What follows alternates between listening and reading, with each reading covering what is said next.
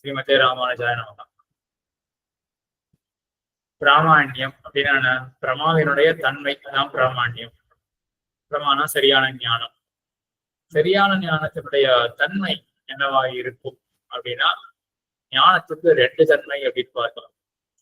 அது என்ன பண்றதுன்னா, ஏதோ ஒரு பொருளை ஒரு விதமாக அறிவிக்கிறது. ஞானம்னாலே ஒரு பொருளை பற்றினது. இன்னவாறு அப்படின்னு ஒரு பொருள் விசேஷமா இருக்கும். அதுல பிரகாரமாக விசேஷமாக மற்றொன்று இருக்கும் ஞானம். ஆக ஞானம்னாலே விசேஷம் வேணும், பிரகாரம் வேணும். ஆக அந்த ஞானத்துக்கு எது பிரகாரமாக இருக்கோ, அந்த ஞானத்துக்கு எது விசேஷமாக இருக்கோ, ரெண்டு இருக்கு இல்லையா? உண்மையாகவே அந்த பிரகாரமானது விசேஷத்துல இருந்தது என்றால் அதுதான் சரியான ஞானம் அப்படின்னு நையாயிகன் ரொம்ப அழகா அந்த சரியான ஞானம்னா என்ன அப்படின்றத சொல்லி வச்சிருக்கான். இதெல்லாம் நல்லா புரிஞ்சுட்டீங்களா சித்ரா மாமி? அடியன் சுவாமி, நம்ம விசேஷனம் இல்லாத பொருளை கொண்ட ஞானம் பிரம்மம் அப்படின்னு சொல்லியிருந்தோம்ல சுவாமி லாஸ்ட் கிளாஸ்ல. ஆமா, அதாவது அந்த பிரகாரம் உண்மையாக அந்த விசேஷத்துல அந்த பிரகாரம் இல்லை என்றால் அப்படிப்பட்ட ஞானம் பிரம்மம் தான். அது அதுல ஒரு சின்ன சந்தேகம் சுவாமி. லைக் இப்போ நம்ம ஒரு கயிறை பார்த்து பாம்பு அப்படின்னு நம்ம இல்யூஷன் வருது நம்ம அப்படின்னு நினைச்சுட்டோம்னா, இப்போ நம்ம விசேஷனமே அந்த கயிறுல வளைஞ்சிருக்க தன்மை தான் நம்ம ஒரு விசேஷனமா எடுத்துட்டு இதனால அது பாம்பு அப்படின்ற மாதிரி நம்ம திங்க் பண்ணிக்கிறோம் இல்லையா? அப்போ விசேஷனம் அந்த பிரம்மத்திலயும் ஒரே மாதிரி தான் இருக்கு, பிரமாலையும் ஒரே மாதிரி தான் இருக்கு. சரி, ஆனா நீங்க அதோட மட்டும் நிறுத்தலையே. அப்ப நீங்க என்ன சொல்லிருக்கணும்? எதிரில வளைஞ்ச ஒரு பொருள் இருக்கு அப்படின்னு சொல்லியிருந்தீங்கன்னா உங்க ஞானம் சரியா இருந்திருக்கும். நீங்க அதோட நிறுத்துறீங்களா? நீங்க பாம்பு அப்படின்னு தானே சொல்றீங்க. இப்ப பாம்பு தன்மைன்றது இருக்கா எதிரில இருக்கக்கூடிய பொருள்ல? அதனால அந்த ஆஸ்பெக்ட்ல பிரம்மமா போயிட்டு நம்ம எதை வச்சு பர்சீவ் பண்றோமோ அதை எடுத்துக்காம ஆக்சுவலா அதனோட தன்மைகள் என்ன இருக்கு அப்படின்றத பார்க்கணும். இப்படி வச்சுக்கோங்க. நம்மளுடைய பர்செப்ஷன் ஏதோ ஒன்று இருக்கு இல்லையா? எதையோ ஒன்று பர்சீவ் பண்றோம், ஒரு விதமாக பர்சீவ் பண்றோம். நம்ம பர்சீவ் பண்ணக்கூடிய தன்மை எதிரில் இருக்கக்கூடிய பொருள்ல இருக்கா? இருந்தது என்றால் சரியான ஞானம். நம்ம பர்சீவ் பண்ற தன்மை எதிரில் இல்லை என்றால் தவறான ஞானம். அடியேன் சுவாமி, ஆக இப்ப இந்த ஞானமானது சரி. ஸ்ரீதரன் சுவாமி,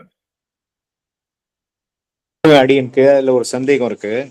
இப்ப எதிரில் இருக்கிறது பாம்புன்னு நினைச்சிருக்கோம், கயிறை பாம்புன்னு நினைக்கிறோம்.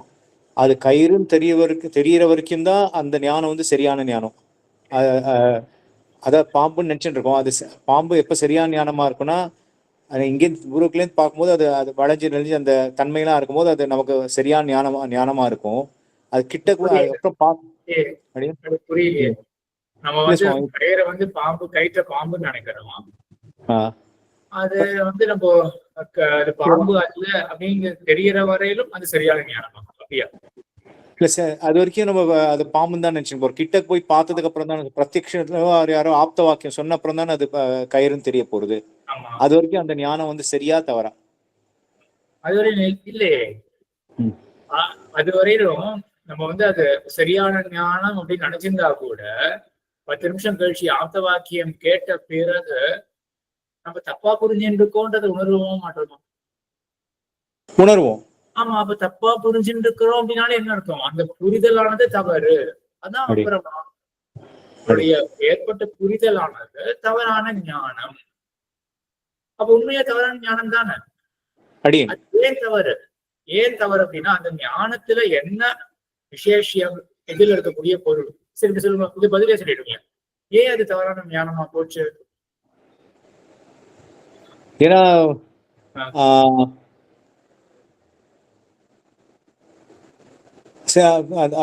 பாம்புக்கு உண்டான தன்மைகள் அந்த அந்த பொருள்ல இருக்காது தெரிஞ்சதுக்கு அப்புறம். அவ்வளவுதான். சரியா? அது ஒண்ணு கொஞ்சம் சேர்த்து சொல்றோம். நம்ம பாம்பு தன்மைய இருக்குன்னு அறிஞ்சுட்டு இருக்கோம். ஏன்னா பாம்பு தன்மைதான் பிரகாரம் அந்த ஞானத்துல.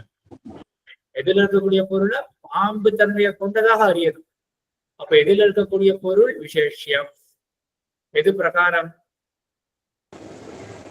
பாம்பு தன்மையா இருக்கிறது பிரகாரம் அப்படின்றதுதான் பிரகாரம். பாம்பு தன்மை உண்மையாக இல்லையே, ஆகையினால அந்த ஞானம் அப்புறமா அது பிரமம் அப்படின்னு ஆயிடுது. சரியா? இதே போல கயிறாக அறியறோம்னு வச்சுக்கோமே, அப்ப என்ன ஆகுது? எது விசேஷம்? கயிறு விசேஷம். எது பிரகாரம்? கயிறு தன்மை. கயிற்றுல இருக்கே, ஆகையினால சரியான ஞானம். சரியா? அப்போ பிரகாரம் விஷயத்துல இருந்ததே என்றால் சரியான ஞானம், இல்லையே என்றால் தவறான ஞானம். ஆக இது ஞானத்தினுடைய ஒரு தன்மையாக கூட பார்க்கலாம். ஞானம்னாலே அதுக்கு விசேஷம் பிரகாரம் அப்படின்னு இருக்கும். ஆக பிராமாண்யம் அப்படின்னா ஞானத்தினுடைய ஒரு தன்மை. என்ன தன்மை? உள்ளதை உள்ளபடி அறிவிக்கிறது அப்படின்றதெல்லாம் பார்த்தோம் இல்லையா? அப்போ என்ன விசேஷமா கொண்டிருக்கோம் அந்த ஞானம், அதிலேயே அந்த பிரகாரம் இருந்தது என்றால் அந்த தன்மை அதுதான் அதனுடைய பிராமாண்யம் அப்படின்றது.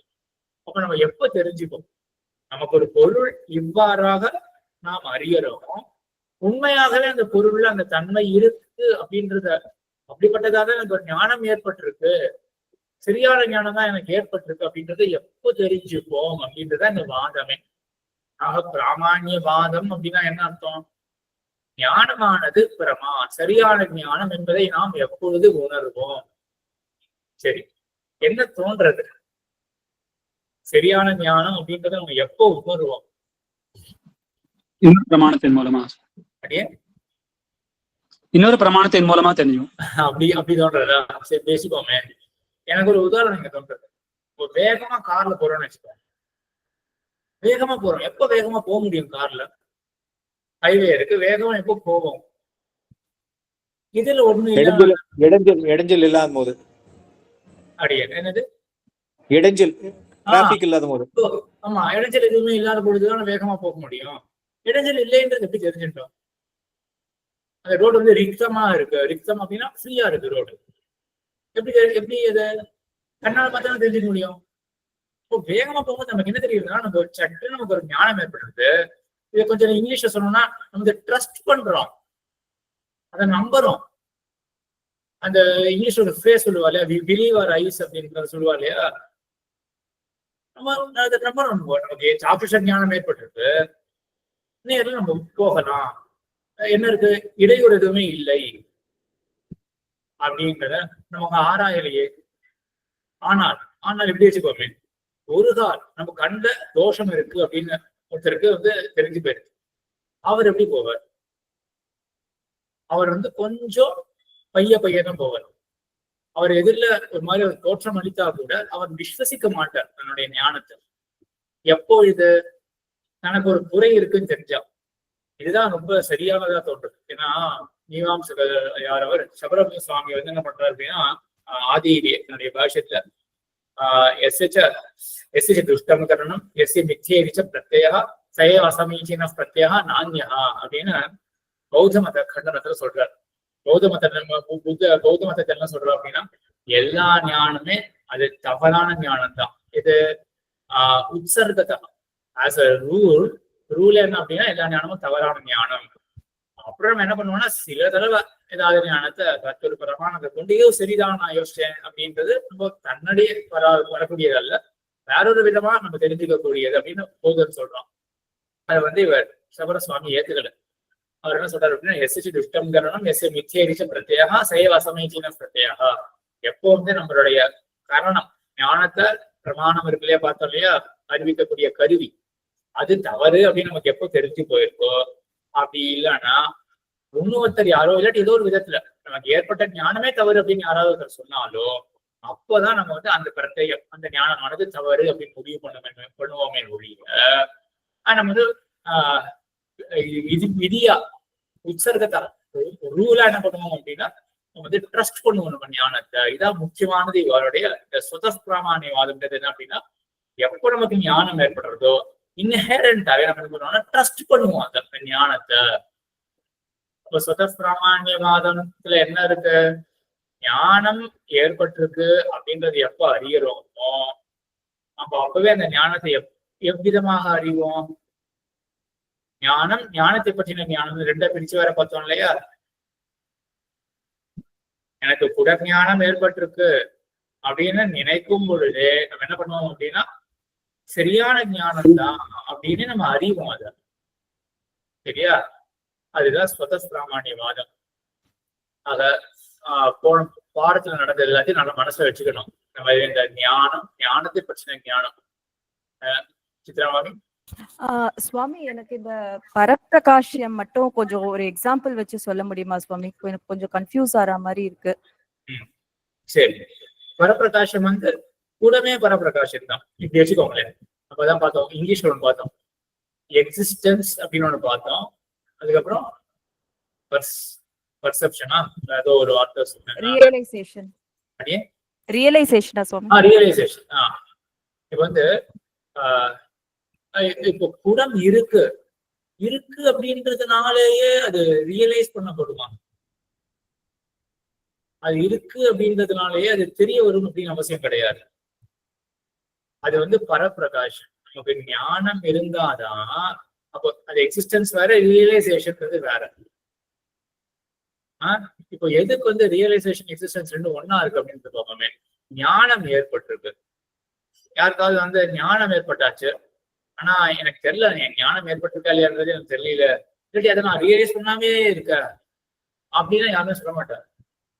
எதுல லேப்டாப் இருக்குன்னு தெரிய வந்துருக்கு, அதை நான் தெரிஞ்சுட்டு இருக்கேனா இல்லையா, அந்த மாதிரிலாம் யாரும் ஒன்றும் சொல்ல மாட்டேன். எதுல லேப்டாப் ஏற்பட்டிருக்கு அப்படின்னு சொல்ல மாட்டேன்னு சில பேர் சொல்லுவார், நையாயிக்காலும் சொல்லுவார். அப்படி சொல்றவர்கள் எல்லாமே பரப்பிரகாசவாதிகள்.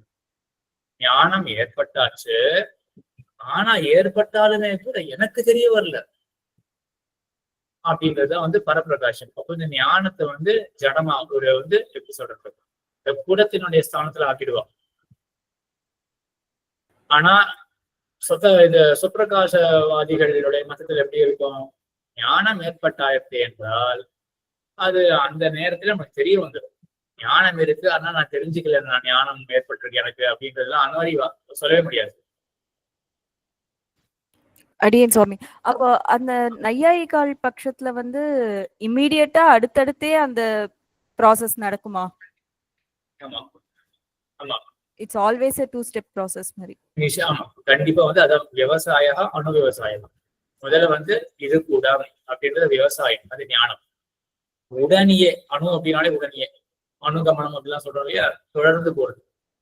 உடனே என்ன ஆகும் அப்படின்னா நீங்க சொன்னதேதான், எப்பொழுதுமே அதுவும் இன்ஸ்டன்டேனியஸா நடக்கக்கூடியதுதான். என்ன பண்ணோம் அப்படின்னா உடனே நமக்கு வந்து எனக்கு கூட ஞானம் ஏற்பட்டிருக்கு அப்படின்னு சட்டுன்னு நமக்கு தெரியும். ஒரு நையாயிக மதத்துல. நம்மளுடைய மதத்துல என்ன ஆகும், இந்த சுயம் பிரகாசவாதிகள் மதத்துல நம்ம சுயம் பிரகாசவாதிகள் தான், எல்லா வேதாந்திகளும் சுயம் பிரகாசவாதிகள் தான்.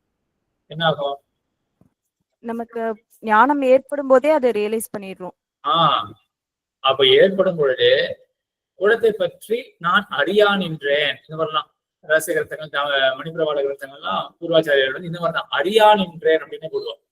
இது ஒரு பிரசன்ட் கண்டினியூஸா போடுவாங்க. ஸோ அந்த ஞானத்தை ஞானம் ஏற்படும் பொழுது எனக்கு தெரிஞ்சுட்டுதான், எனக்கு தெரியாமலாம் ஞானம் எனக்குலாம் ஏற்படாது, அந்த மாதிரிலாம் இருக்காது. அதுதான் வந்து சுயம் பிரகாசவாதம். அடியேன் சுவாமி. இதுக்கு மேல எக்ஸாம்பிள்ன்றது அந்த விளக்கு தான் வச்சு பார்க்கணும். அது நம்ம நீங்களே கேள்விப்பட்டிருக்கலாம், உபன்யாசங்கள் எல்லாம் விளக்கு தான் வந்து சுயம் பிரகாசமா சொல்லுவாங்க. இந்த ஸ்தானத்துல ஞானத்தை கொண்டு வந்துடுவோம். சரி, இதெல்லாம் வந்து ஒரு முன்னாடி பார்த்ததினுடைய சுருக்கம். இப்போ மேற்கொண்டு எல்லாருக்கும் அது ஞாபகம் இருக்கு இல்லையா, மற்ற விஷயங்கள் எல்லாம் அந்த பிராமான்யம் சுத்தப்பிராமான்யம் சொல்லிட்டு மறுபடியும் என்ன அப்படின்றத சரி யாராவது பிடிச்சு சொல்ல முடியுமா? சத்தப்பிராமான்யம்னா என்ன, பரத்தப்பிராமான்யம் மேற்கொண்டு தான் வருது. நான் புதிய சொல்லிட்டேன், போன வாரத்துலயும் சொன்ன மாதிரிதான் ஞாபகம். யாரும் சொல்ல முடியுமா சத்தப்பிராமான்யவாதம்னா என்ன, பரத்தப்பிராமான்யவாதம்னா என்ன?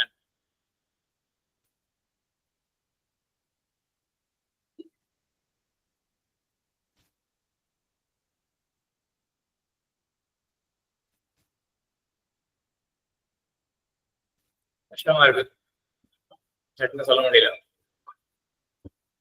சரி, அப்ப நம்ம மேற்கொண்டு பார்ப்போம்.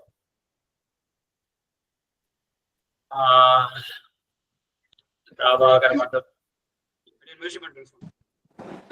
அடியே ரங்கராஜன் சுவாமி யாரோ பிராமாண்யவாதம்னா ஞானம் ஏற்படும் போதே அதோட பிராமாண்யத்தையும் நம்ம அறிஞ்சிடுறோம் அதே சமயத்துல அப்படின்னு. பிராமாண்யவாதம்னா எப்ப நம்மளுக்கு அது ஞானம் ஏற்படுறதோ அதுக்கு அடுத்த ஸ்டெப்பா தான் நம்மளுக்கு பிராமாண்யம் ஏற்படுறது.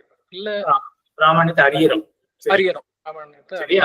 நமக்கு ஞானம் ஏற்பட்டாச்சு, அதுக்கப்புறம் எனக்கு ஏற்பட்ட ஞானம் சரி அப்படின்றது அடுத்த ஸ்டெப் அப்படின்னு சொன்னா பரத பிராமாண்யவாதம்.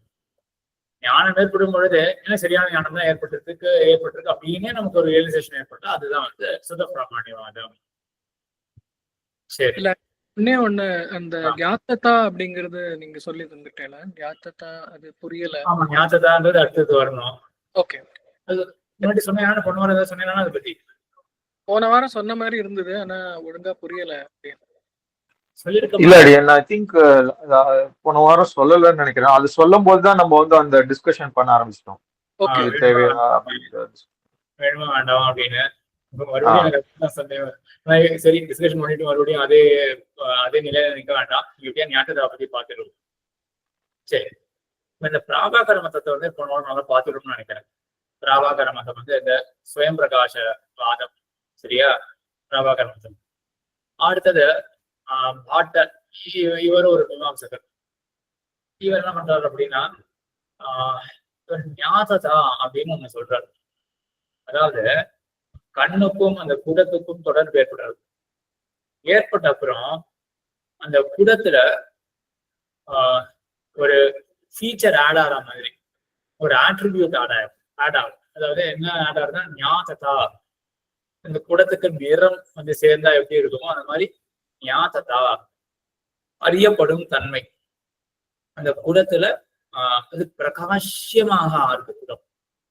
அது பார்த்த உடனே இது வரைக்கும் எனக்கு குடம் பிரகாசிக்கல, இப்ப எனக்கு பிரகாசிக்கிறது. அப்போ எனக்கு ஏதாவது ஒண்ணு ஏற்பட்டிருக்கணும், எனக்கும் அது குடத்துக்கும் ஏதோ ஒரு தொடர்பு.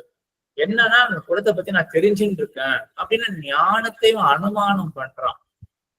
ஞானதா அப்படின்ற லிங்கத்தை கொண்டு இவன் ஞானத்தை அனுமானம் பண்றான். கஷ்டம்னு நினைக்கிறேன். ஒரு சின்ன பரீட்சை விட அனுமானம் சொன்னேன் இல்லையா? அனுமானம்னாலே பக்ஷம், சாத்தியம், ஹேத்து சொல்லணும்.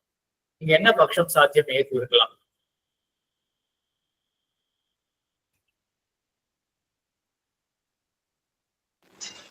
சாத்தியம் அந்த பொருளா? பக்ஷம் சொல்லணும். பக்ஷம் என்ன?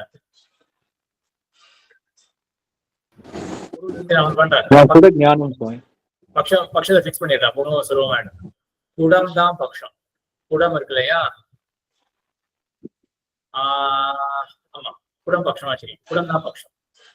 குடத்தில் ஞாததா என்கிற தன்மை உள்ளது. அது நம்ம கண்ணுக்கே தெரியறது. இப்போ எக்ஸ்ட்ராவா அந்த ஜொலிக்கிறது, அந்த ஒரு சுவிட்ச் போட்டா க்ளோ ஆகுது இல்லையா? அந்த மாதிரி இருக்கும். அந்த க்ளோ நமக்கு தெரிஞ்சிட்டோம். ஞாததா ஹேத்து. இங்க சரி, அப்போ அந்த குடத்துல ஞாததா இருக்கு. அப்ப இந்த குடத்துல அடுத்தது நம்ம என்ன அனுமானம் பண்றோம்? என்னால் அறியப்பட்டது, குடம் என்னால் அறியப்பட்டது, விஷயம், ஞானத்துக்கு விஷயம் அப்படின்னு அனுமானம் பண்றோம்.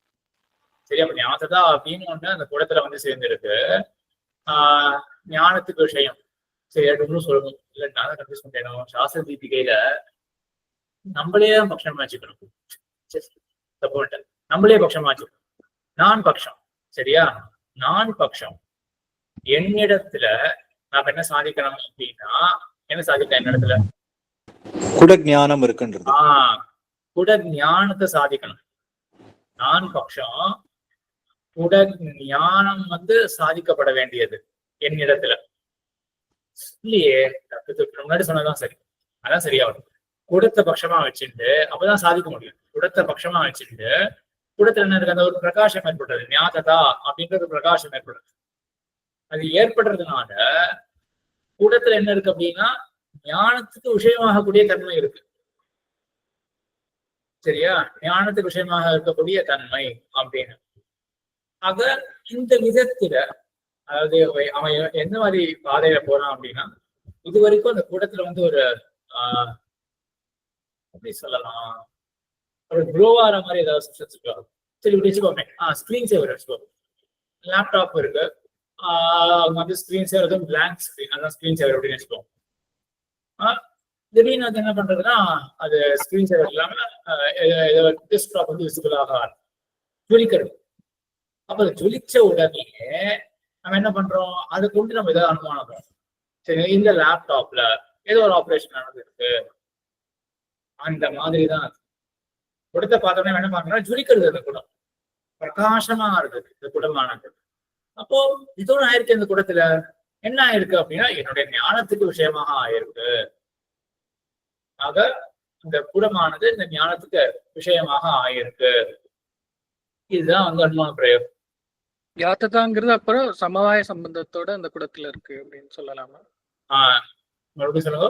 இது யாத்ததாங்கிறது அந்த குடத்துல சமவாய சம்பந்தத்தோட இருக்கு. ரொம்ப கரெக்ட், சரியா, ரொம்ப கரெக்ட். இந்த மாதிரி நையாயிக்கனுடைய அந்த பரிபாஷையில இப்படிதான் யோசிக்கும். ஞாத்ததா அப்படின்றது வந்து இது மீமாம்சகன் வந்து இது ஒத்துக்கு போறது கிடையாது, சமவாய சம்பந்தத்தோட இருக்கு அப்படின்றது அவனுக்கு.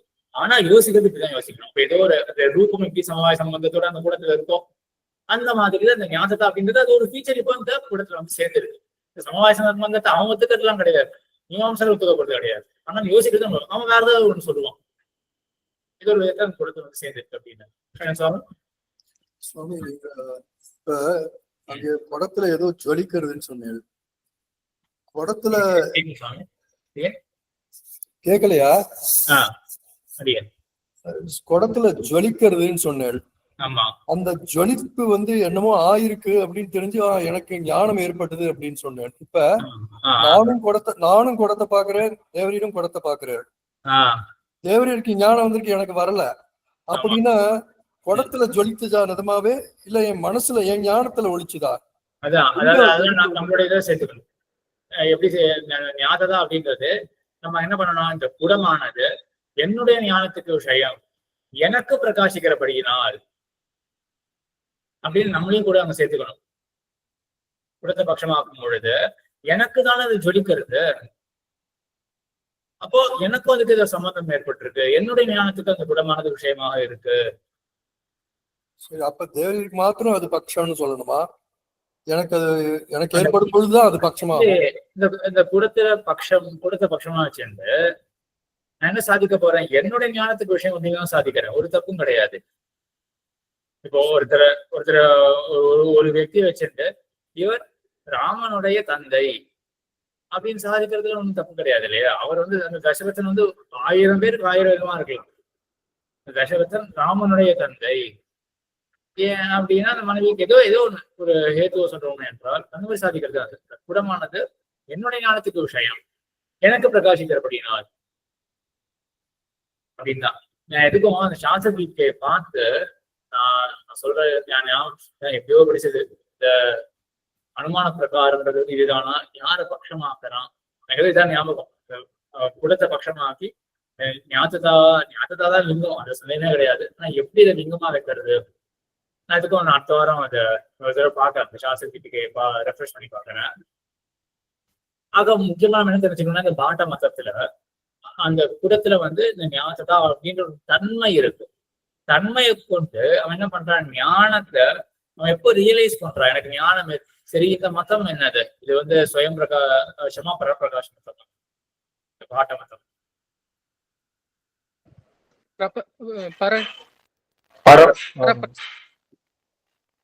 எப்படி சொல்லலாம், ஏன்னா அனுமானம் பண்றோம் இல்லையா? அப்ப என்ன இருக்கு, முதல்ல கண்ணுக்கும் அந்த குடத்துக்கும் தொடர்பு ஏற்பட்டாச்சு, அப்பவே ஆத்மான ஞானம் ஏற்பட்டுடும். ஆனா அப்போ ரியலைஸ் பண்றோமா, அப்போ பண்ணல. அதுக்கப்புறம் அந்த குடத்துல இருக்கக்கூடிய பிரகாசத்தை பார்த்து அப்புறம் தான் ரியலைஸ் பண்றோம் என்னது, எனக்கு ஞானம் ஏற்பட்டிருக்கு அப்படிங்கிறத ரியலைஸ் பண்றோம். அதனால இது பரப்பிரகாச மதம். ஆனால் சரி, இது பரப்பிரகாச மதம். இது வந்து ஒரு மதம் இருக்கு, இந்த ஞானதா அப்படின்ற மதம். அடுத்தது இந்த மிஸ்ர மதம். இந்த மிஸ்ர மதமும் நையாயிக மதமும் ரெண்டும் ஒரே மதம் தான். இதை பார்த்து தரணும். விவசாயம், அணு விவசாயம் அப்படின்னு பார்த்தோம் இல்லையா? முதல்ல குடத்தை பற்றின ஞானம், சரியா, அது விவசாயம். அணு விவசாயம் உடனே இன்ஸ்டன்டேனியஸா உடனே தொடர்ந்து ஏற்படக்கூடியது என்ன ஞானம், அந்த ஞானத்தை பற்றின ஞானம். அந்த ஞானத்தை பற்றின ஞானம் எனக்கு ஞானம் ஏற்பட்டிருக்கு, இந்த ஞானம் எனக்கு ஏற்பட்டிருக்கு அப்படின்னு எப்படியோ என்னை விசேஷமாக கொண்டு, இல்லாட்டி அந்த ஞானத்தை விசேஷமாக கொண்டு அந்த ஞானத்தை பற்றின ஞானம். இதுதான் மிஸ்ர மதத்துக்கு. சரியா? நையாயிக மதமும் மிஸ்ர மதமும் ஒண்ணுதான். ஆனால் இதுக்கப்புறம் நம்ம இப்ப நம்ம என்ன பார்த்திருக்கோம் இது வரைக்கும்னா, ஞானம் அப்படின்றது ஒண்ணு ஏற்படுறது, அதுக்கு பிறகு ஞானத்தை பற்றின மற்றொரு ஞானமா இல்லையா அப்படின்றதுதான். இதுல ஸ்வயம் பிரகாசத்துல ஒரே ஸ்டெப் தான், ஞானம் முடிஞ்சு போச்சு. பரப்பிரகாச மதத்துலதான் ஞானத்தை பற்றின ஞானம். அதுல ஆட்ட மதத்துல என்ன ஆகுது, அது ஒரு அனுமானமா போறது. இந்த ரியலைசேஷனே ஒரு இன்ஃபரன்ஸ் ரூபமா இருக்கு, இன்ஃபரன்ஸ் வடிவமா இருக்கு. இவனுடைய மதத்துல என்ன ஆகுது, இந்த மிஸ்ரர் மதத்துல, அவரோட மதத்துல, அதே போல நையாயிக்கனுடைய மதத்துல என்ன மாறுது அப்படி என்ன ஆகுதுன்னா, மானச பிரத்யக்ஷம் அப்படின்னு சொல்லுவாங்க. அது ரொம்ப டேர்ம்ஸ் எல்லாம் போக வேண்டாம். முதல்ல கூட ஞானம், அதுக்கப்புறம் எனக்கு கூட ஞானம் ஏற்பட்டிருக்கு அப்படின்னு இன்னொரு, அதுவும் ஒரு பிரத்யக்ஷம் தான். அவனே ஒரு மாதிரி பிரத்யட்சமா தன்னுக்கு ஏற்பட ஒரு தன்மையை ரியலைஸ் பண்றான். மனசால ஏற்படக்கூடிய பிரத்யக்ஷம். சரி, இப்போ இதற்கு மேற்கொண்டு இப்ப நம்ம சுத்தப்பிரமாணியத்தை பத்தி பார்ப்போம். சதா ஞானம் அறியப்படும் பொழுதே அதனுடைய பிராமான்யமும் அறியப்படும். இதான் சுத்தப்பிரமாணியவாதம். இது ஏற்கனவே பார்த்தாச்சுன்னு தோன்றது. சரியா? இப்போ இந்த பிராபாகரருடைய மதத்துல என்ன இருக்கு, ஞானம் ஸ்வயம் பிரகாசமா. பிராபாகரன் மதம், அதே போல இந்த வேதாந்திகளுடைய மதம், இந்த இவ்வளவு மதங்களை சொன்னா இவ்வளவு எத்தனை மதம்னு சொல்லல, 4 மதம் தான். பிராபாகரன், பாட்டர், மிஸ்ரர், நையாயிகர் ரெண்டும் சேர்ந்து ஒரே மதம் தான் எடுத்து, அப்புறம் வேதாந்தி, எல்லாம் வேதாந்திகள். இந்த ராமா எம்பெருமானாரா இருக்கட்டும், இல்லாட்டி அத்வைதிகளா இருக்கட்டும், யாரா இருந்தா. சரியா? இந்த 4 பேர் என்ன பண்றா, முதல்ல இந்த பிராபாகர மதம். இந்த பிராபாகர மதம் வேதாந்த மதமும் ஒண்ணுதான், வேதாந்திகளுடைய மதம். ஞானமானது ஸ்வயம் பிரகாசம் அப்படின்றது. சரி, இந்த ஞானம் ஸ்வயம் பிரகாசமா இருக்கு. உண்டாகும் பொழுது, ஆக ஞானம் உண்டாகும் பொழுது என்ன ஆகுது, அது அறியப்படும், அதனுடைய பிராமான்யமும் அறியப்படும். அப்போ எக்ஸிஸ்டன்ஸ் அப்புறம் ரியலைசேஷன் 2 ஸ்டெப் கிடையாது. ஏற்படும் பொழுது, எக்ஸிஸ்ட் ஆகும் பொழுது என்னது, ஞானம் ஏற்பட்டாச்சு அப்படின்னு அறிஞ்சிடுவோம். அத்தோடு மட்டும் நிக்க மாட்டோம், அது சரியான ஞானம் தான் அப்படின்னு அறிந்து விடுவோம்.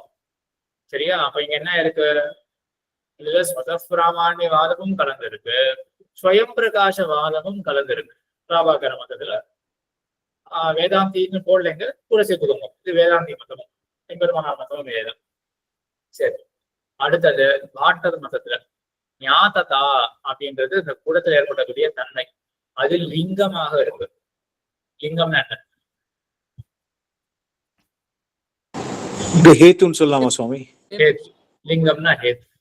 அப்ப அதே ஒரு ஹேத்துவாக கொண்டு போய் ஏதோ சாதிக்க போறோம். என்ன சாதிக்க போடுறோம், நம்ம ஞானத்தை சாதிக்க போறோம். அப்ப அதை லிங்கமாக கொண்டு ஞானம் அறியப்படும். அனுமானிக்கும் பொழுதே என்ன ஆகுதுன்னா, பிரமா என்றுதான் அனுமானிப்போம். ஒரு ஞானம் ஏற்பட்டுன்னு ரியலைஸ் பண்றோம் இல்லையா, இன்ஃபரன்ஸ் ரூபமாக ரியலைஸ் பண்றோம். இன்ஃபர் பண்ணும் பொழுது சரியான ஞானம் தான் அப்படின்னு ரியலைஸ் பண்ணிடுவோம்.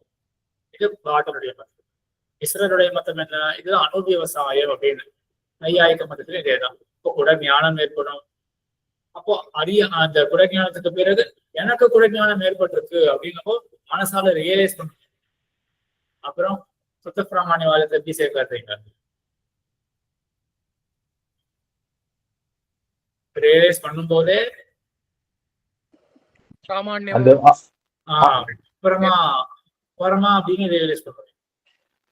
ஆக இது எல்லாமே சுத்த பிராமான்யவாதம். இதனுடைய சந்தர்ப்பம் இதான். ஞானத்தை அறியும் பொழுது அதன் விஷயத்தையும் அறிய வேண்டாம். சரி, இந்த 3 பேரும் ஏன் மாதிரி சொல்றா, சுத்த பிராமான்யவாதத்தை ஏன் பின்பற்றுகிறார்கள் என்றால், ஞானம்ன்றதை நாம் அறியும் பொழுதே வெறும் ஞானம் அப்படின்னு அறிய முடியுமா, அது அந்த விஷயத்தை பற்றினது அப்படின்னு அந்த விஷயத்தையும் அறிஞ்சேதான் ஆகணும். விஷயத்தை இப்ப நான் அறிந்தேன் என்று வெறுமனே சொல்ல முடியாது. குடத்தை என்ன வேண்டும், என்ன வேண்டும் என்று சொல்ல வேண்டும். சரியா? என்ன வேண்டும் அப்படின்றது தமிழுக்கு அர்த்தம், என்று சொல்ல வேண்டும் அப்படின்னு அர்த்தம்.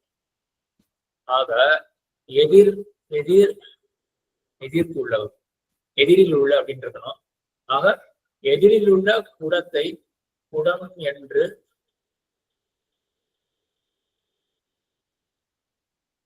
அறிந்தேன் என்றே சொல்ல வேண்டும்.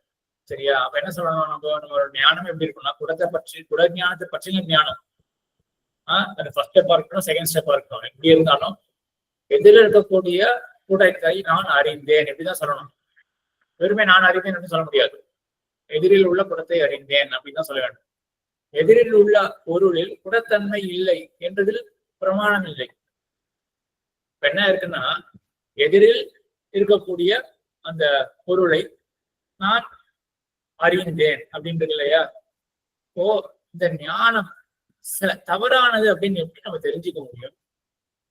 எதிரில குடத்தன்மையே இல்லை அப்படின்னு வச்சுக்கோங்க. அப்பதான் நமக்கு ஏற்ற ஞானம் தவறு அப்படின்னு சொல்ல முடியும். இங்க ஏதாவது நமக்கு எதிரில குடம் அப்படின்ற தோற்றம் அடிக்கிறது, ஆனா குடத்தன்மையே கிடையாது அப்படின்ற மாதிரி நமக்கு ஏதாவது பர்செப்ஷன் இருக்கா? நம்ம என்ன பர்சீவ் பண்றோம்? குடம் இருக்கு அப்படின்ற இது மட்டும் தான் பர்சீவ் பண்றோம். அந்த நமக்கு ஏற்பட்ட பர்செப்ஷனை நம்ம எப்படி பர்சீவ் பண்றோம்? எதிரில் இருக்கக்கூடியத குடமாக அறிவிக்கக்கூடியதாக இருக்கு அப்படின்றது மட்டும் தான் பர்சீவ் பண்றோம். ஆக எதிரில் குடத்தன்மை இல்லை அப்படின்னு சொன்னா ஒரு கால் வேற ஏதாவது விதமா நம்ம தெரிஞ்சிட்டோமே என்றால், அப்ப நமக்கு என்ன ஆயிருக்கும்? இந்த ஞானமானது தப்பு. ஏன் தப்பு? எதிரில குடத்தன்மை இல்லை, ஆனா இந்த ஞானம் என்ன பண்றது, எனக்கு எதிரில் இருக்கக்கூடிய பொருளை குடத்தன்மையை கொண்டதாக அந்த மாதிரி எனக்கு ஒரு தோற்றம் கொடுக்கறது. சொன்னது புரியுறதா என்னன்னு? நானும் இங்கிலீஷ்ல இருக்கிறத படிக்கிறேன், அது இன்னும் கொஞ்சம் சுலபமா இருக்கும்னு தோன்றது. When you know about a knowledge, you will have to know about the விஷயம் of the knowledge. You cannot perceive pot knowledge without knowing that the knowledge is about the pot. சரியா? உண்மையாவே நம்ம குடத்தை பத்தி அறிஞ்சுட்டு இருக்கோம். கண்ணோட அந்த குடத்தோட ஒரு சம்பந்தம் ஏற்பட்டிருக்கு. நம்ம அந்த குட ஞானம் அப்படிங்கறத நம்ம பர்சீவ் பண்ண போறோம் அடுத்தது. ஆனா பர்சீவ் பண்ணும்பொழுது அந்த ஞானத்தை மட்டும் நான் தெரிஞ்சுக்கிறேன், அந்த ஞானமானது குடத்தை பற்றி அப்படின்றத விட்டுடுறேன் அப்படின்னு சொல்ல முடியாது. சோ நம்ம என்ன பண்ணணும்? குடத்தை பற்றின ஞானம் அப்படிங்கிறத நம்ம பர்சீவ் பண்ண போறோம் இந்த ஞானத்தை. Once you know that the knowledge is about the pot, it means that you have perceived the knowledge to be a correct knowledge, as there is nothing to show that the potness is not present in the object in front. Oh, எப்படி சொல்லுறது? சரி, பேசுவோமே. பிராமான்யம் அப்படின்றது பிரமாவினுடைய தன்மை. இதை மட்டும் யாராவது எக்ஸாக்டா என்ன தன்மை, அதாவது எப்படி நான் எதிர்பார்க்கிறேன் அப்படின்னா, குடத்தினுடைய ஒரு தன்மை வடிவம்னு என்ன சொல்லுவீங்க? அதனுடைய அசாதாரண தர்மம்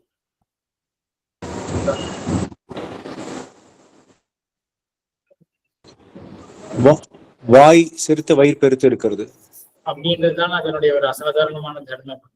அப்ப இது அதனுடைய ஒரு ப்ராப்பர்ட்டி, சரியா? ஒரு ஆட்ரிபியூட், குடத்தினுடைய ஆட்ரிபியூட் வச்சுக்கலாம். அதே போல சரியான ஞானம் அப்படின்னா அதுல என்ன தன்மை அடங்கி இருக்கு? கரெக்ட்னஸ், கரெக்ட் நாலேஜ் உடைய கரெக்ட்னஸ் அப்படின்றது என்ன அர்த்தம்? அது இந்த கரெக்ட்னஸ் தான் பிராமான்யம். பிராமான்யம்னா என்ன?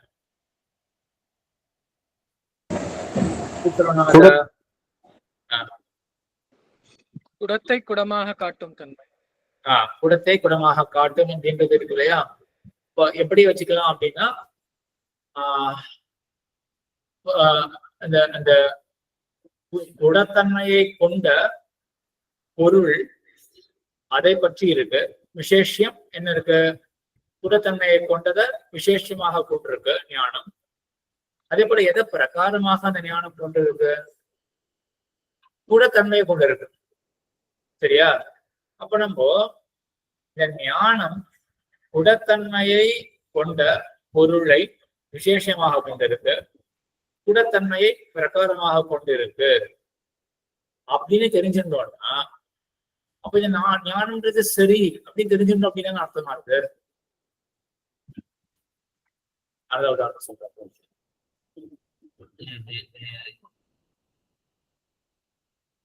ஒரு திருமாளிகை இருக்கு. திருமாளிகையில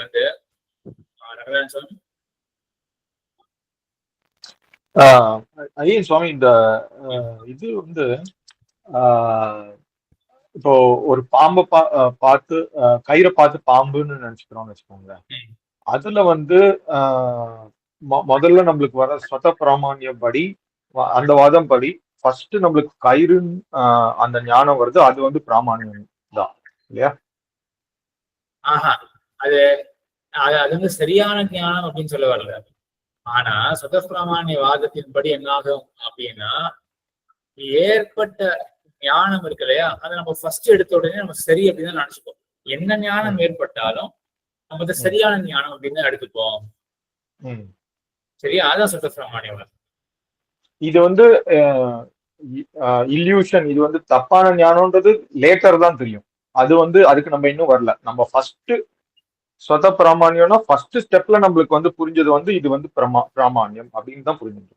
ஆமா ஆமா, அங்க இருக்கக்கூடிய பிராமான்யத்தை வந்து நம்ம உடனே கிரகிச்சிடுவோம் அப்படின்றதுதான். அதாவது அது கொஞ்சம் ஒரு அடுத்த ஸ்டெப் வச்சுக்கோங்க. அது கொஞ்சம் ஒரு காம்ப்ளெக்சிட்டி அதிகம். இப்ப நம்ம என்ன பண்ணுவோம்னா, இப்போதைக்கு என்ன பண்ணுவோம் அப்படின்னா, இல்யூஷனை விட்டுடுவோம். இல்யூஷனை விட்டுட்டு சரியான ஞானத்துல மட்டும் கான்சென்ட்ரேட் பண்ணுவோம். சரியான ஞானத்தை மட்டும் உதாரணமாக எடுத்துக்கொண்டு, அந்த ஞானம் சரியான ஞானம். சோ அதுல இருக்கக்கூடிய அந்த கரெக்ட்னஸ் நம்ம எப்போ அறிஞ்சிக்கிறோம் அப்படின்றது மட்டும் இப்ப ஸ்கோப்பா வச்சிருக்கோம். சரியா? சுத்த பிராமான்யவாதம் என்ன சொல்றது, அந்த ஞானத்தை நம்ம பர்சீவ் பண்ணும் பொழுது அதனுடைய கரெக்ட்னஸையும் பர்சீவ் பண்ணிடுவோம். அது எப்படி எஸ்டாப்ளிஷ் பண்றாங்க சுத்த பிராமான்யவாதிகள் அப்படின்னா, வச்சுக்கோமே, அதான் அப்ப what is mean by the correctness, what is mean by correctness of the ஞானம். சரியா? அப்ப அந்த ஞானத்தினுடைய கரெக்ட்னஸ் என்ன அப்படின்றது தெரிஞ்சுக்கிட்டோம்னா, அப்ப நான் கரெக்ட்னஸ் பர்சீவ் பண்ணிட்டேன் அப்படின்னு சொல்லலாம். ஒரு திருமாளிகை இருக்கு. அந்த திருமாளிகையினுடைய சரி வச்சுக்கோங்க, ஒரு சுவாமி இருக்கார். அவர் வந்து பஞ்சசம்ஸ்காரம் பண்றாரு. சரியா? இந்த திருமாளிகள் யார் பஞ்சசம்ஸ்காரம் பண்ணுவா அப்படின்னா, இன்னொரு சுவாமியுடைய குமாரன். அவர்தான் பஞ்சசம்ஸ்காரம் பண்ணுவார் அப்படின்றது. சோ அவர் பஞ்சசம்ஸ்காரம் பண்றதே என்ன மாதிரி தன்மை அப்படின்னா, இன்னாருடைய குமாரராக இருக்கிறது அதுவேதான் அப்படின்னு வச்சுக்கோங்க. இன்னாருடைய குமாரராக இருக்கிறது தான் அவருடைய இந்த பஞ்சம் எப்படி வச்சுக்கோங்க. பஞ்சசம்ஸ்காரம் பண்ணக்கூடிய யோக்கியத்துவம், இது நல்லா சுலபமாயிடும். பஞ்சசம்ஸ்காரம் பண்ணக்கூடிய யோக்கியத்துவம் அப்படின்னா என்ன அப்படின்னா, இன்னாருடைய குமாரராக இருக்கிறது தான் அப்படின்றது வச்சுக்கோங்க. இது நல்ல உதாரணம் அப்படின்னு தோன்றது. பஞ்சசம்ஸ்காரம் இது நம்ம ரொம்ப நம்ம இந்த சம்பிரதாயத்தை வந்து ரொம்ப ஒரு நமக்கு எல்லாம் தெரிஞ்ச ஒரு உதாரணமாக கூட ஆயிடும். அப்போ பஞ்சசம்ஸ்காரம் பண்ணக்கூடிய யோகியத்துவம் அப்படின்னாலே இந்த லீனியஸ்ல வருதோ, இல்லாட்டி இந்த மடத்துல இந்த ஆசிரமத்துல இருக்கிறதோ, இதான் பஞ்சசம்ஸ்காரம் பண்ணக்கூடிய யோகியத்துவம் அப்படின்னு. இப்போ ஒருத்தரை வந்து நம்ம அறியறோம். யோகியத்துவம் எல்லாருக்கும் புரியும் நினைக்கிறேன். அதிகாரம் அப்படின்ற மாதிரி. அப்ப இன்னார் வந்து இந்த லீனியஸ்ல இருக்கார் அப்படின்னா, நம்ம அவருடைய யோகியத்துவத்தை அறிந்தது அப்படின்னு தன்னுடைய ஆயிடும்ல. ஏன்? ஏன்னா அந்த லீனியஸ்ல இருக்கிறது தான் அந்த யோகியத்துவமே. இது புரிஞ்சிருக்கும்னு நினைக்கிறேன். ஸோ அதே மாதிரி இப்ப என்ன ஆகுது, இப்ப ஞான அந்த பிரமானுடைய கரெக்ட்னஸ் அப்படின்றது என்ன, பிராமான்யம் அப்படின்றது என்ன அப்படின்னா, எதிரில அந்த ஒரு தன்மையை கொண்ட பொருள் அதை இந்த தன்மையை கொண்டதாக அறிவிக்கக்கூடிய அந்த தன்மை, அப்படி ஒரு ப்ராப்பர்ட்டி இருக்கு இல்லையா, அதுதான் ஞானத்தினுடைய பிராமான்யம். ஸோ நம்ம ஞானத்தை பர்சீவ் பண்ணோம்னா, அப்போ அது விஷயம் இல்லாமலாம் பர்சீவ் பண்ண மாட்டோம். எனக்கு ஞானம் ஏற்பட்டிருக்கு அப்படின்னு சொல்லுவோம். இப்ப நீங்க யோசிச்சு பாருங்க, எனக்கு ஞானம் ஏற்பட்டிருக்கு அப்படின்னு அதோட நம்ம நிக்க மாட்டோம். எதை பற்றின ஞானம்? இந்த குட ஞானத்தை உதாரணமாக எடுப்போம். எதை பற்றின ஞானம்? எப்படி பர்சீவ் பண்ணுவோம் நம்ம? குடத்தை பற்றிய ஞானம். குடத்தை பற்றின ஞானம். சரி, அப்போ குடமானது விசேஷமாக ஆயிடுது. சரி, எவ்விதமாக நம்ம அறிஞ்சிட்டு இருக்கோம் குடத்தை? அந்த குடத்தை வந்து குடத்தன்மையோட இருக்குன்றது அறிஞ்சுக்கிறோம். சரி, வந்துட்டு இதான் பிராமான்யமே. இந்த ஞானமானது என்ன பண்றதுன்னா, எனக்கு குடத்தை குடத்தன்மை கொண்டதாக அறிவிக்கிறது அப்படின்ற மாதிரி அந்த ஞானத்தை நம்ம பர்சீவ் பண்ணணும். சரியா? அதனால என்ன இருக்கு அப்படின்னா இதுதான் சதப்பிராமாண்யவாதம். ஆக என்ன பண்றோம்னா நம்ம வந்து அந்த ஞானத்தை பர்சீவ் பண்ணும் பொழுது அது குடத்தை பற்றின ஞானம், குடத்தன்மையை கொண்டதாக அறிவிக்கிறது குடத்தை அப்படின்னு எல்லாமே முடிஞ்சு போச்சு. ஸோ அந்த ஞானம் வந்து சரியான ஞானம் அப்படின்னு நம்ம பர்சீவே பண்றோம். சரியா? இதான் அந்த சதப்பிரமாணியவாதிகளுடைய சாரமான கருத்து. கொஞ்சம் கஷ்டமா இருக்கலாம், அப்படின்னு ஒரு தடவை கேட்டா சொல்ல மாட்டேன். சுவாமி, அதாவது நம்ம இப்ப வந்து எழுத்தாப்புல இருக்கிற கயரை பார்த்து பாம்புன்னு நினைச்சுக்கிறோம் அப்படின்னா, நம்மளோட வாதத்தைப்படி பொறுத்த வரைக்கும் எழுத்தாப்புல இருக்கிற கயர்ல பாம்பினுடைய தன்மைகள் இருக்கு அப்படின்னு நம்ம தெரிஞ்சுக்கிறோம். அதனால அதுதான் பிரமா அப்படின்னு சொல்ல முடியுமா? நம்ம சொல்றச்சே பாம்பை பார்த்து பாம்புன்னு நினைக்கிறேன்னு சொல்லணும். அதான சதப்பிரமாண்யம். கயரா இருக்கட்டும் அது, ஆனா நம்ம பாம்புன்னு நினைச்சுன்னு தானே சொல்றோம். ஆமாப்பா, அதாவது இப்போதைக்கு நம்ம வந்து சரியான ஞானத்தை மட்டும் இது அதுல மட்டும் இது வச்சுக்கோம். ஆனா ஒரு கவுண்டர் பாயிண்ட்டுக்காக பிரம்மத்தை பத்தியும் சொல்லலாம்.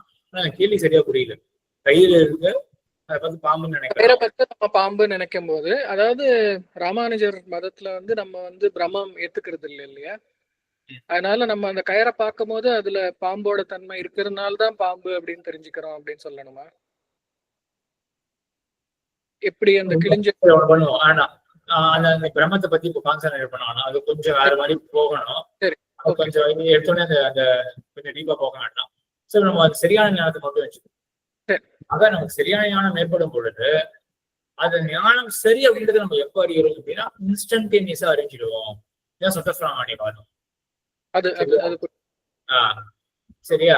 இதுல ஸ்ரீரன் சுவாமி அடிக்கு இந்த ஸ்வத பிராமாண்யத்துக்கும் ஸ்வப்பிரகாஷம் இதுக்கும் உள்ள ஒரு டிஃபரன்ஸ் சுவாமி, அது கொஞ்சம் புரியல. என்னன்னா சுப்பிரகாசவாதத்துல ஞானம் இருக்குன்றது எப்ப ரியலைஸ் பண்றோம் அப்படின்றது. சரியா? ஞானம் எப்படி இருக்குன்றது ரியலைஸ் பண்றதுதான். இப்ப எனக்கு வந்து ஞானம் ஏற்பட்டிருக்கு அப்படின்றது வந்து நான் இன்னொன்னு இன்ஃபர்லாம் பண்ணணும்னு அவசியம் இல்லை, இல்லாட்டி இன்னொருத்தர் சொல்லணும்னு அவசியம் இல்லை. எப்படி எல்லாம் வச்சுக்கோமே, ஒருத்தர் ஞானம் ஏற்பட்டுடும், ஆனா அவருக்கு தெரியவே தெரியாது. பக்கத்துல இருக்கவர் வந்து சொன்னாதான் இவருக்கே தெரியும் அப்படின்னு இருந்தா அது பரப்பிரகாஷம். ஏற்படும் பொழுதே ரியலைஸ் பண்ணியிருக்காரு எனக்கு ஞானம் இருக்கு அப்படின்றது எல்லாருக்குமே தெரியும். அதுதான் சுயம் பிரகாசவாதம். சதப்பிரமாண்யம் அப்படின்றது நான் ஞானம் இருக்குன்னு ரியலைஸ் பண்ணும்போது அந்த ஞானத்தை நான் எப்படி ரியலைஸ் பண்றேன்? நான் சரியானதான் எனக்கு ஞானம் ஏற்பட்டிருக்கு அப்படின்னு நான் உணர்றேன்னா, இல்லைன்னா எனக்கு தெரியல அப்படின்னு சந்தேகத்தோடவோ கொஞ்ச நேரம் கழிச்சுதான் அந்த ஞானத்தை அனலைஸ் பண்ணிட்டு அப்புறம் தான் அந்த ஞானம் சரி அப்படின்னு அந்த மாதிரிலாம் ஞானத்தை வந்து நம்ம அனலைஸ் பண்ணி அதுக்கப்புறம் அது சரி அப்படின்னு உணர்றோமா, இல்லாட்டி எடுத்த மாத்திரத்துல உணர்றோமா? எடுத்த மாத்திரத்தை உணர்றோம் அப்படின்னா அது சுத்த பிராமாண்யவாதம். அடி சரி. இங்க என்னன்னா ஒரு சுவாமி ஸ்வயம் பிரகாசமும் அப்ப இதுவும் ஒண்ணுதானே சுவாமி? ஸ்வத பிராமாண்யவாதமும் ஸ்வயம் பிரகாசம் அதெல்லாம் பார்த்தோம் இல்லையா? இப்ப இது ரெண்டும் ஒண்ணுதானே சுவாமி? இல்லை, ரெண்டும் ஒண்ணு கிடையாது. ஏன் ரெண்டு ஒண்ணு அப்படின்னு தெரியுதுன்னா, இந்த ஸ்வயம் பிரகாசவாதத்தை சொல்றவர்கள் எல்லாருமே சுதப்பிராமாண்யத்தை ஏத்துக்கிறதுனால ரெண்டு ஒண்ணா மாதிரி இருக்கு. நான் சொன்ன ரெண்டு ராபாகரன் அதே போல வேதாந்தி ரெண்டு பேரும் ஸ்வயம் பிரகாசவாதிகள். அவர் ரெண்டு பேரும் சுத்தப்பிராமாண்யவாதிகளும் கூட. இப்படியான வச்சுக்கோங்களேன். ஸ்வயம் பிரகாசம்னா என்னது? ஞானம் ஏற்பட்ட உடனேயே ரியலைஸ் பண்றோமா? இப்போ யாராவது ஒரு மதத்துல பௌத்த மதம் ஸ்வயம் பிரகாசம் நினைக்கிறாங்க, அவங்க வந்து ஞானம் ஏற்படும் பொழுது அவங்க வந்து அனுமானம் தான் பண்ண மாட்டான். ஞானம் ஏற்பட்ட உடனே அவனுக்கே தெரியும் ஞானம் ஏற்பட்டாச்சு அப்படின்னு. ஆனா என்ன பண்றான் அவன், எனக்கு ஞானம் ஏற்பட்டாலே கண்டிப்பா அது தப்பான ஞானம் தான் அப்படின்னு எப்படி வச்சுக்கோ. ஒருத்தருக்கு வந்து கண்ணுல நோய் இருக்கு அப்படின்னு ரியலைஸ் பண்ணிட்டார் ஒருத்தர். இப்ப அவர் வந்து பாக்குறாரு எதிரில ரெண்டு பொருளா தெரியறது. எனக்கு ரெண்டா தெரியறது அப்படின்றத உடனே ரியலைஸ் பண்ணிடுவார். அப்படின்ற அம்சத்துல அது ஸ்வயம் பிரகாஷம். இந்த வாதம் வந்து ஸ்வயம் பிரகாஷ் வாதமா இருக்கு. அவர் வந்து ரெண்டா எப்படிங்க ரெண்டா ஆப்ஜெக்ட் தெரியறதுனால அப்ப நீங்க ரெண்டு அப்படின்னு ஒரு ஞானம் ஏற்பட்டிருக்கு அப்படின்னு இந்த மாதிரி இன்ஃபர்லாம் பண்ண வேண்டாம். அவருடைய மதத்துல உடனே தெரிஞ்சுன்றார் எனக்கு ரெண்டு அப்படின்ற ஒரு ஞானம் ஏற்பட்டிருக்கு அப்படின்னு. ஏற்படும் பொழுது என்ன பண்றது அப்படின்னா தப்பான ஞானம் தான் அப்படின்னு ரியலைஸ் பண்ணும் பொழுது எனக்கு தப்பான ஞானம் தான் அப்படின்னு ரியலைஸ் பண்ணாருன்னா அப்போ பரத பிராமணியவாதம். இப்ப புரியுறதா? ஸ்வயம் பிரகாசவாதத்துல கூட பரத பிராமணியவாதத்தை கொண்டு வரலாம் அப்படின்னு.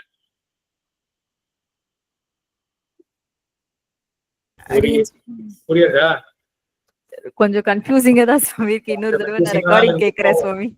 அப்ப வந்து மறுபடியும் 2-3 தடவை கேட்டு அந்த டேபிள் எல்லாம் போட்டு பார்த்தோம்னா இந்த சுத்த பிராமணியம் பரத பிராமணியம் ஸ்வயம் பிரகாசம் பரப்பிரகாசம் ரெண்டுத்தையும் பெரிய ரிலேஷன் எதுவும் கிடையாது. சரியா? ரெண்டுமே தனித்தனி கான்செப்ட் தான். ஆனா யார் என்ன சொல்றாரு அப்படின்றதுலாம் கொஞ்சம் கன்ஃபியூஷன் வருதே ஒழிய இது கிளியரா இருக்குன்னு தோன்றது. இப்ப சுத்த பிராமணியம் பரத பிராமணியம் தனியா பார்த்துடணும், ஸ்வயம் பிரகாசம் பரப்பிரகாசம் தனியா பார்த்துடணும். பார்த்துட்டு என்ன பண்ணணும் அப்படின்னா இப்படி என்ன பண்ணுவாங்க, என்னென்ன காம்பினேஷன் இருக்கும். ஸ்வயம் பிரகாசத்தை எடுத்துட்டு சுத்த பிராமணியவாதம் இருந்தா எப்படி இருக்கும் அந்த அப்ரோச். ஸ்வயம் பிரகாசத்தை எடுத்துட்டு பரத பிராமணியம் இருந்தா எப்படி அப்ரோச் இருக்கும் அந்த மதத்துல அப்படின்னா வேணா 4 காம்பினேஷன் கிடைக்கும் இல்லையா? சுத்த பிராமணியம், ஸ்வயம் பிரகாசம் ஸ்வயம் பிராமணியம், ஸ்வயம் பிரகாசம் பரத பிராமணியம், பரப்பிரகாசியம் சுத பிராமணியம், பரப்பிரகாசியம் பரத பிராமணியம். 4 காம்பினேஷன். அது ஒன்றும் ஒரு எக்ஸசைஸா வச்சுக்கோங்க. அது மாதிரி போட்டோம்னா ஒரு கிளாரிட்டி கிடைக்கும். சுவாமி பரப்பிரகாசம் வந்து ஸ்வத பிராமணியமா இருக்க முடியும் கிடையாது. அந்த பிராமணியமே தனி, பிரகாசம்ன்றது தனி. பட் பிரகாசியத்துல வந்து 2வது ஸ்டெப்ல தான் உங்களுக்கு வந்து ஞானமே வருது. கரெக்ட். அது வந்த உடனே அப்பவே உங்களுக்கு வந்து அது பிராமணியம்னு தோணிட்டுனா அது வந்து ஸ்வத பிராமணியம். அது கரெக்ட். இன்னொரு ஸ்டெப் இருந்தா கரெக்ட். இன்னொரு ஸ்டெப். ஓகே. அதான் சொல்றாங்க இல்லையா, 4 காம்பினேஷன் கிடைக்கும். ஆனா ரெண்டும் டிஃப்ரெண்ட் கான்செப்ட்ஸ். பிராமணியத்தை ஒத்துக்கிறவர் என்ன பண்றாருன்னா அவர் பரப்பிரகாசத்தை ஒத்துக்கிறவர் சுத பிராமணியத்தை ஒத்துட்டார் அப்படின்னா அது வந்து அவர் ஒருத்தர் 2 கான்செப்ட் ஒத்துக்கிறார் அவ்வளவுதான். 2 ஒரே கான்செப்ட் அப்படின்னு ஆகாது. ஸ்வயம் பிரகாஷ்யம் ஸ்வத பிராமணியம் ஏன்னா வேர்ட்ஸ் யூஸ் பண்றது 2 ஒரே மாதிரி இருக்க மாதிரி இருக்கு சுவாமி. அதனால கொஞ்சம் கன்ஃபியூஷன் வருது. அது அபியாசத்துல நீங்க தான் போக்கிக்கணும். அபியாசத்துல நீங்க தான் போக்கிக்கணும். அப்படி வந்து அங்கேயும் பரத பிராமணியம் பரப்பிரகாசம் இன்னும் பரப்பர அப்படின்னு ஆரம்பிக்கிறது. அது கொஞ்சம் அபியாசத்துல நீங்க போக்கணும். இந்த 4 காம்பினேஷன் ஆனா போட்டு பாருங்க. ஸ்வயம் பிரகாசவாதத்திலேயே பரத பிராமணியத்தை யோசிச்சு பாருங்க. அதே போல பரப்பிரகாசவாதத்திலையும் சுத்த பிராமணியமும் வரும். அதுதான் இந்த பாட்டருடையது. பரப்பிரகாசத்திலையும் வந்து பரத பிராமணியம் ஒரு நையாயிக்கனுடையது. இதுக்கு சிரமம் தான். இது வந்து அபியாசம் பண்ணாதான் வேகமா அது வந்து இது பண்ண முடியும். சரி. ஆனா இதுல முக்கியமான விஷயம் என்னன்னா குடஞானம் ஏற்பட்டிருக்கு. அந்த குடஞானம் எப்படிப்பட்டது? அதாவது இந்த குடத்தை அறியறோம், குடத்தன்மையை கொண்ட பொருளை பற்றி நம்ம குடத்தன்மையை கொண்டதாக அறியறோம் அப்படின்னாலே முடிஞ்சு போயிருது. நம்ம அதை வந்து இந்த பிராமணியத்தை அறிஞ்சிருக்கோம் அப்படின்னே வந்துடும். இந்த கான்செப்ட் புரிஞ்சுதான். அந்த உதாரணம் நல்லா ஞாபகம் வச்சுக்கோங்க. எனக்கு அது உதாரணம் ரொம்ப சரின்னு தோன்றது. பஞ்சசம்ஸ்காரம் பண்றதுக்கு யோக்கியத்துவம் அப்படின்னா என்னது? சம்பிரதாயத்துல ஏதோ ஒரு லீனியேஜோ இல்லாட்டி மட்டமோ ஆசிரமமோ அப்படின்னு வச்சுட்டு இருக்கோம் இல்லையா? இப்போ இன்னார் வந்து இந்த லீனியேஜ்ல இருக்கார், மட்டத்துல இருக்கார், ஆசிரமத்துல இருக்கார் அப்படின்னு தெரிஞ்சுட்டாலே பஞ்சசம்ஸ்கார யோகியத்துவம் இன்னாருக்கு இருக்கு அப்படின்றது தெரிஞ்சின்றதாக ஆகும் இல்லையா? அதே போல ஞானத்தினுடைய பிராமணியம் கரெக்ட்னஸ் அப்படின்னா என்னது? பிரகாரத்தை கொண்டதாக இந்த விசேஷம் இருக்கு. சரியா? குடத்தன்மையை கொண்டதாக அந்த பொருள் இருக்கு. குடத்தன்மை அறிவிக்கிறது இந்த ஞானம். சரியா? ஆக இது தெரிஞ்சுட்டோம்னா ஞானம் சரி அப்படின்றது தெரிஞ்சின்றதாக ஆகும். எவ்வளவு தூரம் ஒரு தடவை கேட்க வேணும்னு சொல்றது, இல்லாட்டி இது லேசில் புரியாதவனாகும். ஆனா புரியுற வரைக்கும் நல்லது அப்படின்னு வச்சுக்கோங்க. ரொம்ப ஆழமான ஒரு கேள்வி கேட்டிருக்கலாம். ஞானத்தை பர்சீவ் பண்ணும் பொழுது குடத்தன்மையை கொண்டதை பற்றி நான் தெரிந்து கொண்டேன், குடத்தன்மையை கொண்டதாக நான் தெரிந்து கொண்டேன் அப்படின்னு சொன்னா சரி, அப்ப நான் சரியான ஞானத்தை தெரிஞ்சிருந்தேன் அப்படின்னு சொல்லலாம். ஆனா இப்படி இருந்ததுதான், எதிரில் இருக்கக்கூடிய பொருள் அதுதான் விசேஷம், அதை பத்தி தெரிந்து கொண்டேன், குடத்தன்மை கொண்டதாக நான் தெரிந்து கொண்டேன், இப்படி நான் தெரிஞ்சுட்டு இருக்கேன்னு வச்சுக்கோங்க. இப்ப பிராமணியத்தை நான் தெரிஞ்சுட்டு இருக்கேன்னு வருமா?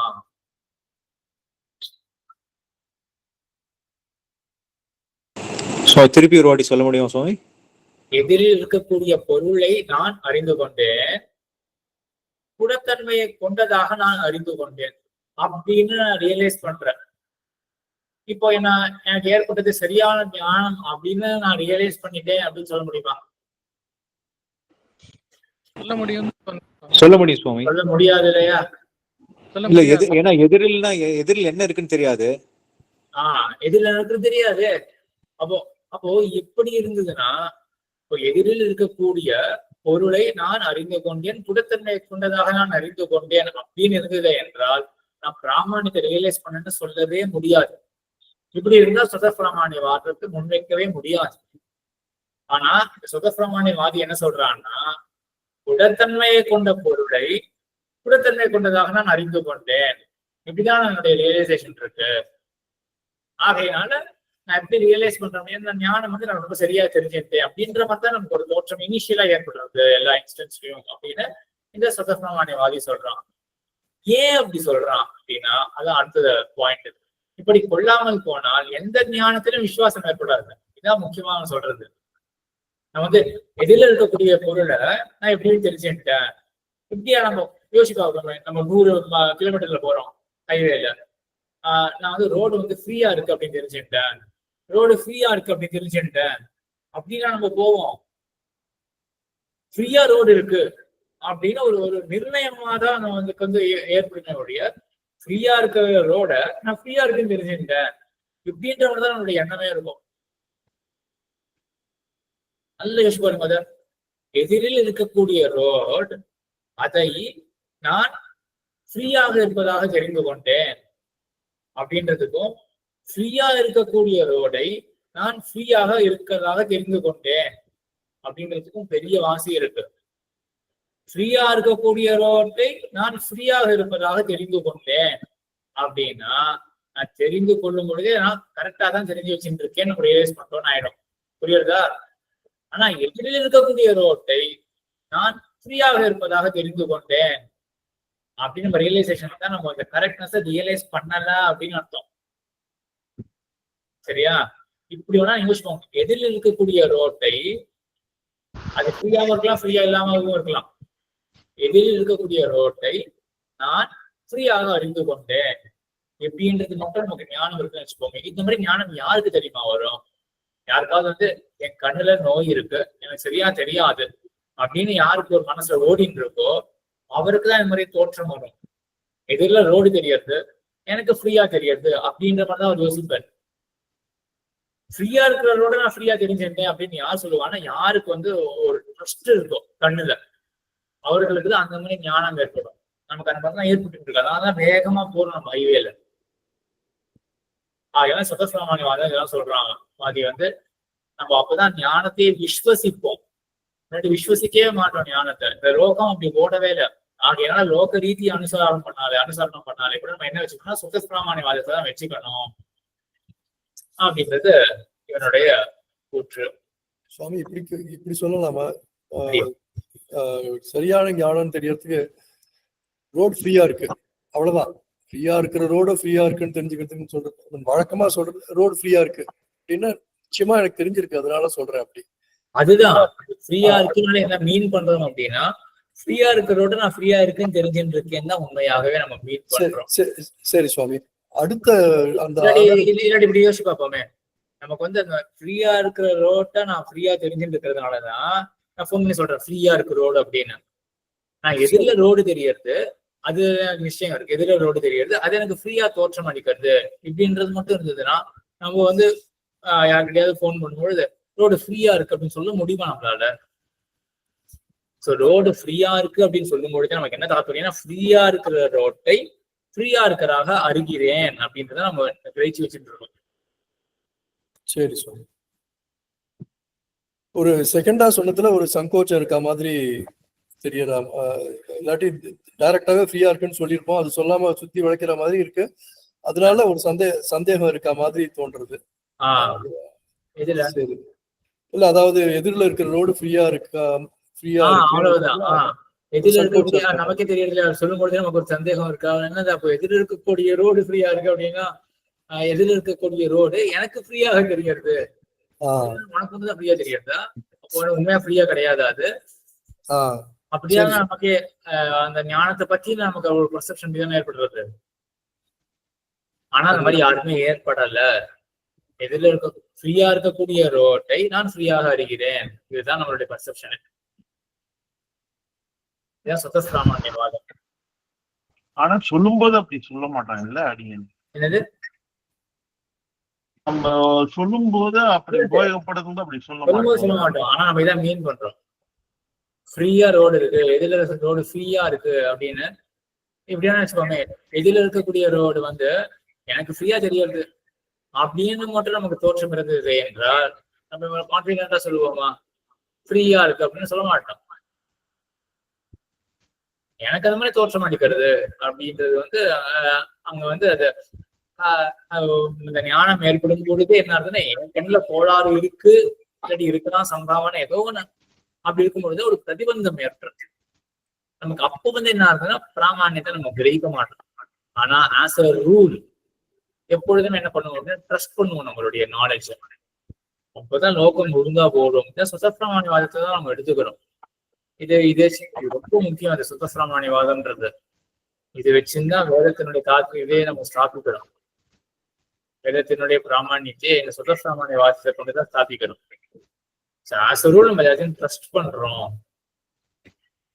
எதுனா நீங்க வந்து எங்கேயோ போறாங்க ஸ்பேஸ்ல, எப்படி அவங்க ட்ரஸ்ட் எல்லாம் போக முடியுமா? இன்னும் ட்ரஸ்ட் பண்றோம் நாலேஜ்.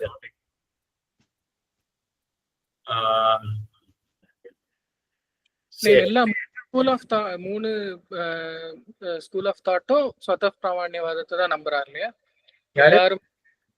அதாவது பாட்டர், அப்புறம் வந்து மிஸ்டர், 3 பேருமே சொத பிராமணியவாதம் தான் நம்புறாரு இல்லையா? 3 பேரும் சுத்த பிராமணியவாதிகள் தான். இந்த பரத பிராமணத்தை சொல்லக்கூடியது நம்ம பாக்குறது நையாயிக்கர் மட்டும்தான். இவனும் இருக்கான், பௌத்த மதமும் இருக்கு. அது ரொம்ப குழப்பம். அது பௌத்த மதம்லாம் யாருக்கு புரியும் தெரியல. நையாயிக்க மதத்தை நம்ம அடுத்த வாரம் பார்க்கலாம். இந்த பரத பிராமணியத்தை என்ன இருக்காங்க. சரி, அடுத்த வாரத்தை கொஞ்சம் தான் இருக்கு. மறுபடியும் அந்த பிராமணியத்தை பத்தி ஒரு ரீகேப் பண்ணிட்டோம்னா சரியா இருக்கும். சரி.